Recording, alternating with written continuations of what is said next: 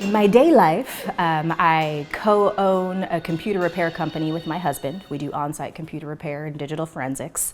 But other than that, I've kind of been a performer in the Seattle area my entire life. I started off modeling with my mom when I was really young. Once I graduated high school, I started doing musical theater, both at school and at Village Theater in Issaquah, and I've recently been doing more straight plays in the Seattle area, and as of last year I started making the transition to film. I'm a paraprofessional at Chief Sealth International High, West Seattle.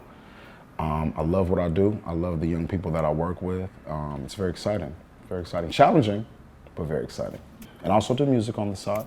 I thought, okay, I'm done teaching. And I asked my students, if I take a year away from the classroom, what should I do? And they're like, well, Ms. Harville, you're so dramatic. You should audition for a show. And I'm like, I saw a posting for Don't Call It a Riot. And I emailed a Montaigne and I was like, I'm not an actress at all. I'm just a teacher, but my students said I should get this experience, and so I'm doing it, and I want to report back to them that I did this thing. And when she offered me the role, I was like, huh, why? Why? Are you sure? Because I just do poetry and I work as a server, it's the classic, actor life. It's, you work a day job so that you can do what you love at night. Because I'm a singer and a drummer, so I'm trying to get that set up. But yeah, at the moment, this is kind of my focus, I'm working on my own music. I am an R&B artist. Right now, I am working at AMC Theaters, and it's not so bad, especially because there's movies, and it is art after all. So that's what I'm doing. I'm looking for makeup stuff because I'm really into that. But that's what I do in my daytime work. And then I get off work, and then I come to rehearsal, and then I go home. Sam and I have a lot of commonalities, a lot of differences. Sam is a lot more mature than I was at his age. Damn, this is important. So was your health. He's guarded, I'm guarded. There's a reason why, right? We live in a society where it's not necessarily okay for black men to be vulnerable. It's not okay for us to speak our mind because we're in that danger zone of being an angry black man, right? But there's a lot for us to be angry about. I have to be willing to be vulnerable. As a queer black woman, I often struggle with how to present my gender in a way that people will read as how I want it to read, right? But like on stage, I'm playing this character, I'm playing this feminine woman, and so I worried that I got these ripped arms, and I'm like, I don't want to look awkward as this pregnant woman who's like, she's soft but strong. And there were times during rehearsal that I had to be aware of my body language. I try to take up space, and so I realized that I would be sitting like extra wide, and Reed wouldn't do that. So I had to get it together, really lean into who she is. But then the parts of me that were easy to just kind of like shape into some Reedisms were how she would just kind of go back and forth with her husband. And there's a line where she's like, I don't care what Sam said. Sam ain't my dad. Oh, feisty then. And that sort of like fiery energy, that's so me. So in my own personal life, I have had a whole lot of darkness. I can so connect to having lost, but not letting that be your everything or your whole story. I can get there and get dark with Reed, for sure. Most of my beliefs really go into how she feels and what she talks to her mother about, what she talks to her boyfriend about, and them not hearing her. And I feel a lot of those similar things every day. So we really connect. Stepping into her isn't that far for me.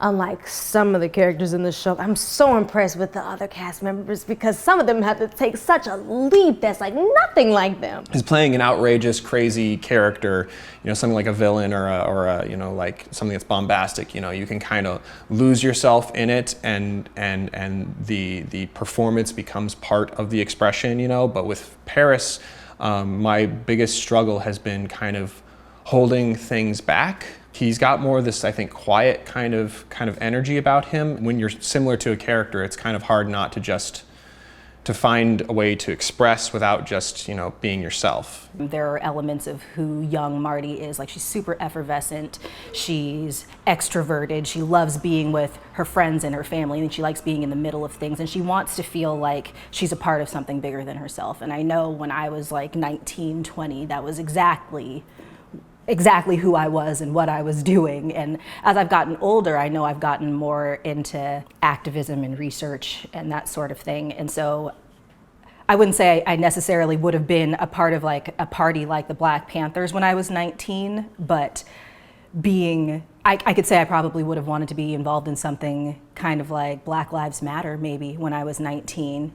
I have such mixed emotions playing Marty. Like sometimes I hate her and sometimes I'm just sad for her and I want to like hug her and go eat some ice cream with her or something, you know, just it's a trip.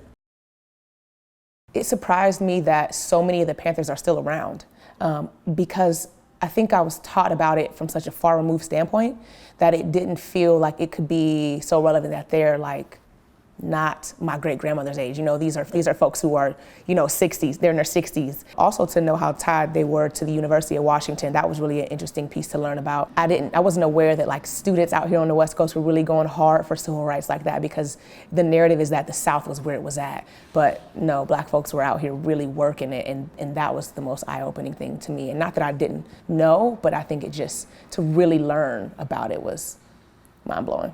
There's something to be said about what the Panthers did here.